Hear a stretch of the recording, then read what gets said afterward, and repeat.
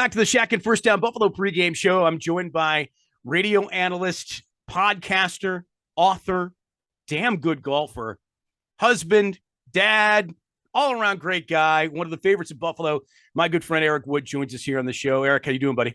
I'm doing great. Appreciate that intro, brother. I need to invite you more places. Hey, man, anytime, anytime. The book's over your right shoulder. Real quick, give that a plug if you would. Yeah, I just wrote a book. It's called Tackle What's Next. The foreword's actually by Sean McDermott. In case you don't want to read my writing, you could read some of his writing. And he did a pretty good job, actually. No shots taken at me. I might have taken a shot or two at him if I did the foreword for him. But basically, it's a book about telling the story about my career ending, and then essentially the lessons I've learned through transitioning out, a lot of which come from my podcast, What's Next with Eric Wood, hence the Tackle What's Next. But these lessons that I've learned, that they don't necessarily just apply to athletes, to CEOs, veterans. It applies to anybody that simply wants to make their next chapter in life better than their current. Hey, I'll tell you what, you were an inspirational leader when you played. You were a captain, and obviously that comes through in your writing. And I'll be honest with you, it's not very often you meet a former athlete that has gone on to write his own book, not as much about sports, but about a little bit of everything in life and how you can accomplish things that maybe you didn't think you were able to. So it's certainly inspiring for sure, and a great read, and people can get it at Amazon and all the other places people can get books, right? Yes, absolutely. And to your point, I'm just ADD enough that I need variety in my life. And my podcast would get many more listens if we just did Bill stuff every week. But for me, I enjoy the conversations and the variety. Yes, there's plenty of football talk.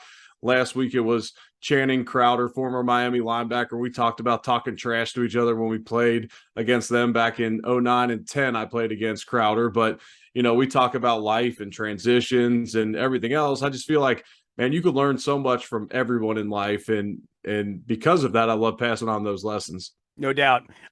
Let's talk about now. You bring up, having played Miami, and that was the big story in this past Sunday's game, the Heat in particular.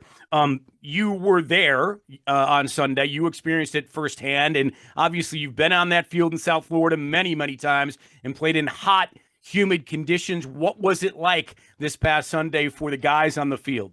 It was hot. It was 90 degrees. It rained the day before. I don't know if it was 100% humidity, but it felt like it. My phone said it felt like 99 or 100. And then you put how hot the field can get, the constant sunlight on the Bills sideline and on the Bills players. And it was tough conditions. I walked from my car to the stadium, and I don't sweat quite like I used to at 310 pounds, but I was soaked by the time I got to the booth. I was uncomfortable in my polo and golf pants. And so, that being said, it was hot for those guys. And especially as an offensive lineman, you go into every game hydrated and, carved up and everything, because you could play 90 plays, but generally you don't. Well, this game they did. And, there were so many guys that got wore out. A lot of the injuries impacted what went on the field. If you don't lose Spencer Brown and Ryan Bates, maybe you rotate some offensive linemen. If Jake Kumaro doesn't go down, maybe he can spell out some of those receivers. But because of that, really the receivers in the O-line were dropping like flies. And, the Bills had to burn a timeout based upon trying to avoid a delay a game late in the game. But really that allowed Diggs to get some rest and get back on the field. And so, man, it almost became I try not to do too many Tony Romos, because people aren't, I say that, predicting a play, because on the radio, not everybody's watching the game at the same time. So it doesn't have quite the same effect as if I'm pointing out formations. But there was one play where they put in Quentin Morris, and I said, if I was Josh, I would hit Quentin Morris here, because he's the only guy that hasn't been in 12 plays on this drive. So yes, the Heat was serious yesterday, played a major role in the game.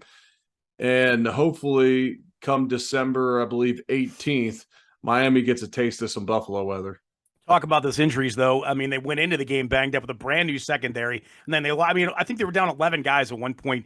From going into the game to the end of the game, they were down like 11 guys, and they only lost by 2 points. I mean, that says a lot by this team. You pointed out the 90 plays offensively to the 39 for Miami, 40-20 time of possession.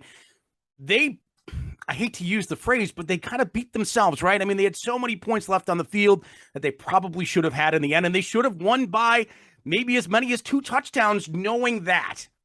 Right. You're exactly right. And And I'll say this though, when one of the key stats I hone into on, a lot of people will focus on the turnover differential when looking at a game at the end of a game. One of the ones I look at the most is red zone touchdown efficiency. If you can score touchdowns in the red zone, you can make up for a bad day and you can blow a really good day. And then you miss a field goal on top of it. You know, the Bills were 2 for 4 in the red zone. Miami 3 for 3. One of those was 7 points given to them by the fumble inside the 10-yard line. Okay, so they're 3 for 3. The Bills are 2 for 4. They miss a field goal, and then they get stuffed at the end. You know, just and those games happen. And what's important is you just continue to learn from these situations time after time. And I know no one wants to lose 7 one-score games in a row, but you also got to think they've also won 20 games in a row by double digits, beating the brakes off of people. So I just watched Monday Night Countdown, and I was a little ticked listening to them kind of pick on the Bills losing one-score games and completely ignoring the fact that they've set a record for most double-digit wins in a row. They have been pretty dominant throughout these last few years. But for these last few years, Eric, you know what else has been pretty dominant for them in terms of the good category versus bad? They have been relatively injury-free throughout Sean McDermott's tenure as head coach, and just 3 games into the season, man, I mean, we go into a game against the Ravens, who are red hot, with a team that is incredibly depleted, albeit that depleted team played incredibly well this past Sunday despite the loss. Yeah, they did. And yeah, so you have a depleted team right now, and you have quality backups. You have guys that have been in the system for the most part. But besides Micah, the good news is that all of the rest of the guys appear to be coming back, and hopefully not too long. These aren't besides Kumaro, who's got a high ankle, and now Tommy Doyle's out with an ACL. Besides that, most everybody should be getting back the next week or two. So the forces are coming back. That being said, this is something that the Bills haven't really had to deal with, but they've also drafted really well. So they have guys sitting in the wings where you have a DeMar Hamlin and a Jaquan Johnson who can step right in. They drafted well when they drafted Elam and Benford, who now Benford's out a couple weeks with a fractured hand. And all that being said, there's a couple things that could be really helpful in times like this, and it's a really good quarterback. I mean, look at what Rodgers doing with that receiving core over there. He's 2-1. A really good quarterback and a great pass rush. A great pass rush and defensive line covers up a lot of issues on a defense.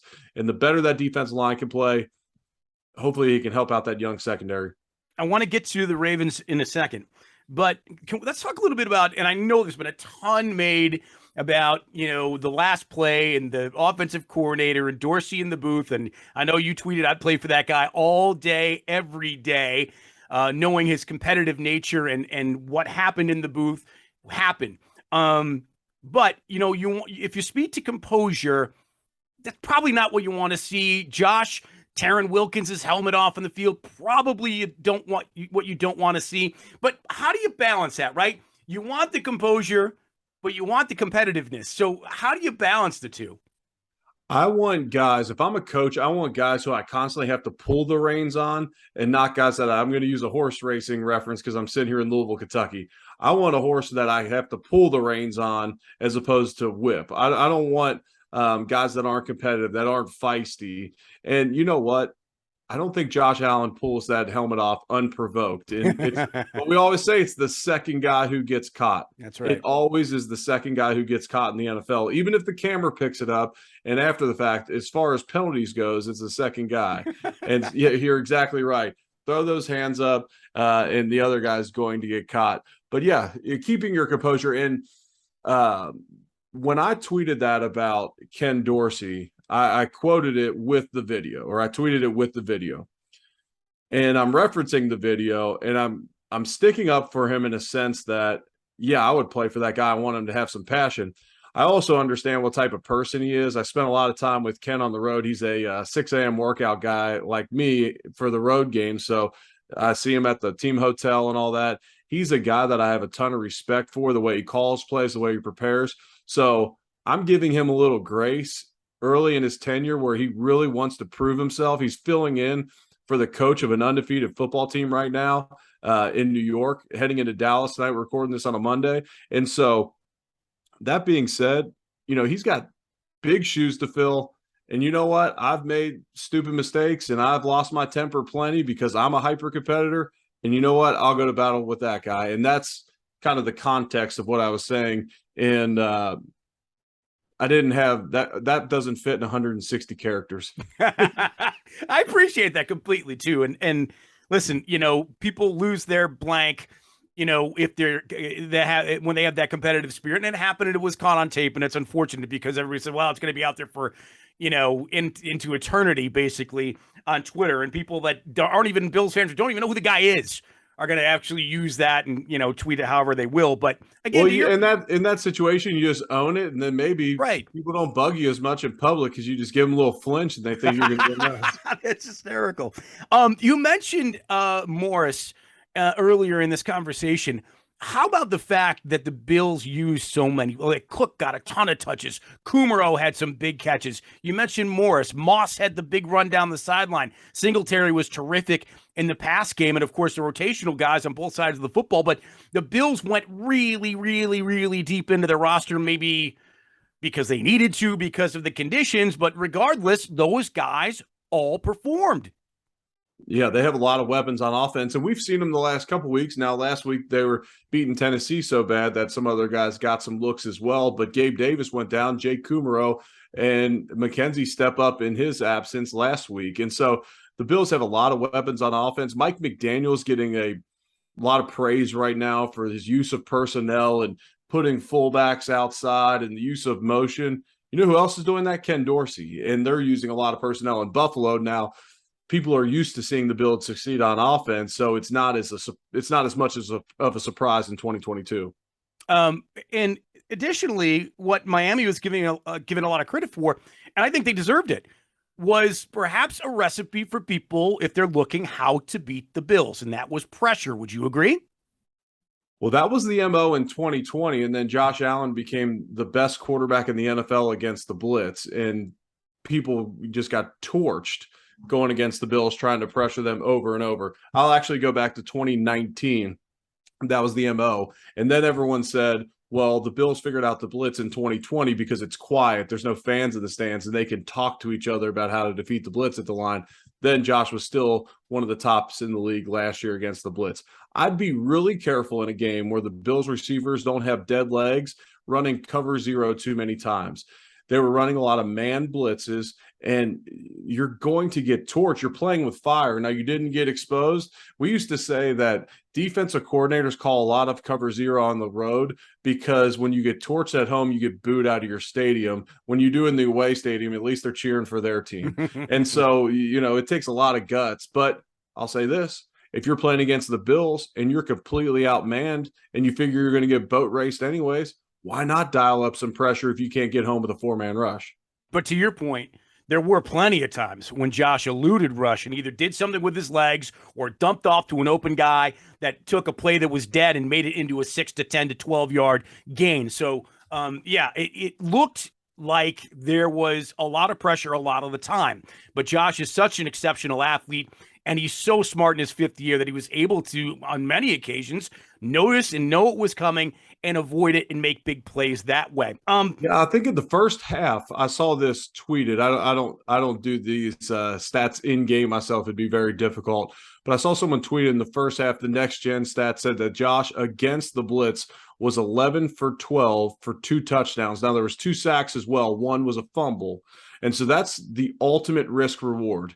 You get a fumble recovery inside the Bills 10-yard line by bringing the house, but he also goes 11 for 12 for 2 touchdowns. Yeah. So it can help you. It can hurt you, I guess. So, yeah. But you're right. If you're outmanned on the back end against him in that receiver core, now we know as deep as they are, whether it's a back, a tight end, a full. Gilliam was great in the past game, a fullback, or the receivers that we know in the wideouts of the tight ends. Man, why not take a shot? Okay, let's move on lastly and talk a little bit about the Ravens. They're red hot. Lamar, you mentioned doing things without a lot of talent.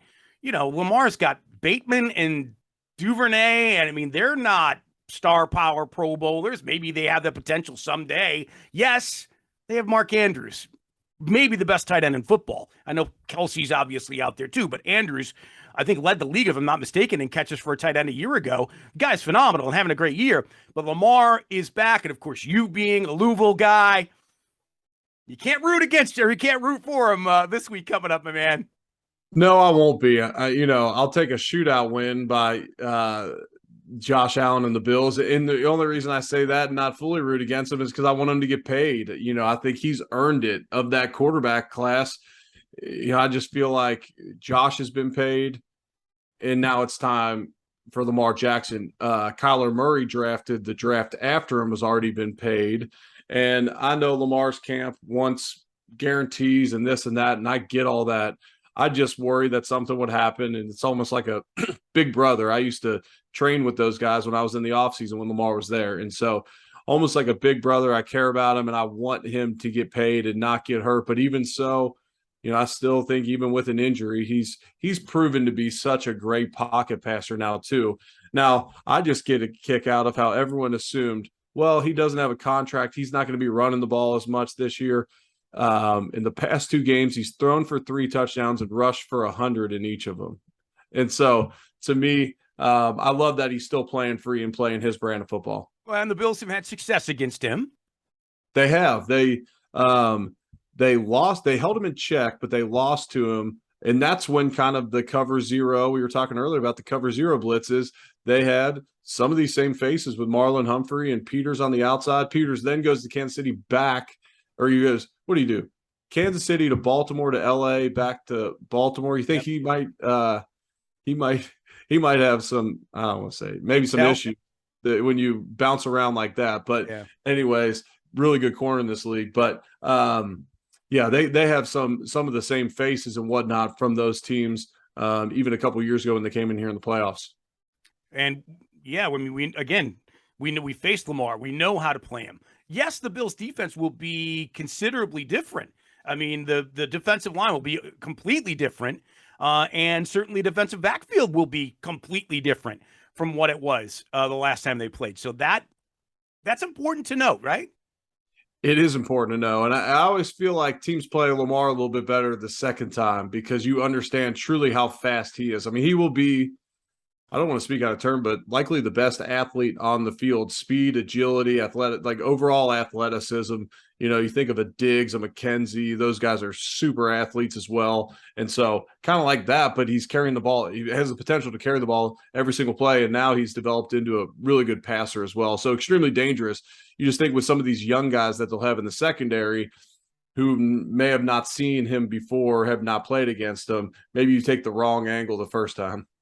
Yeah, for sure. And the interesting thing too about the Ravens, and they have this reputation of always being tough, playing for Harbaugh, and he wants tough guys, and sometimes guys that are maybe over aggressive, whatever the case may be, especially on the defensive side of the ball. But on their defensive side of the ball, they've given up a boatload of points already this season. And Josh, with arguably a healthier, let's hope, offense come this Sunday in terms of the pass game, maybe they could do some things, and maybe even in the run game as well.